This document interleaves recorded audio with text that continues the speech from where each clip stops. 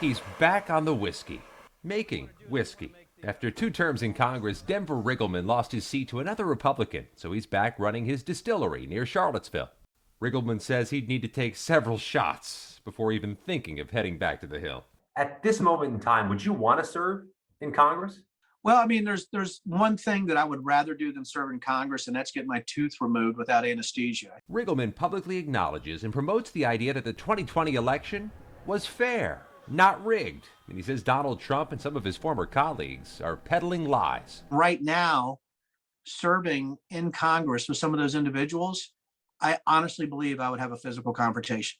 I cannot suffer bullies or fools. And I think that's some of the thing that we're dealing with right now. Former 10th District Congresswoman Barbara Comstock of McLean is another criticizing the former president. He's the sorest of sore losers. What's it like to be a Republican who criticizes Trump actively and vocally? The people who sort of respect the rule of law and the Constitution may not be the loudest voices. I mean, let's face it, the Matt Gaetzes and the Marjorie Greens were, they're loud. But I don't think they represent a majority of Republicans, and I certainly don't want them to. Last week, it was Comstock ushering the mother of fallen Capitol Police Officer Brian Sicknick into meetings with senators ahead of a vote on an independent commission to investigate the January 6th insurrection. And those opinions might be popular among some Republicans in Northern Virginia, in Alexandria, in Arlington, McLean, or Leesburg, but party leaders tell me those opinions are not nearly as popular elsewhere in the Commonwealth, where voters have different thoughts and expect different things from their elected representatives.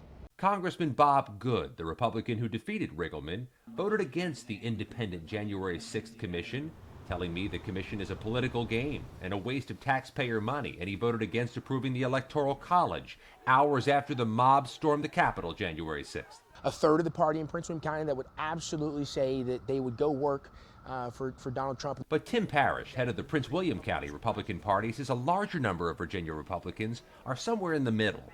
He says Riggleman and Comstock are seeking out a political fight in a state party that needs to unify. Anytime that someone's being critical or they're looking retrospectively, I think that they are going to be raging against the machine because the vast majority of Virginia Republicans are looking to the future. Riggleman says he's the one being raged against, that he suffered a series of threats against him and his family. You get this sense of frustration and fury. He and Comstock say they're getting heat simply for acknowledging truth and facts.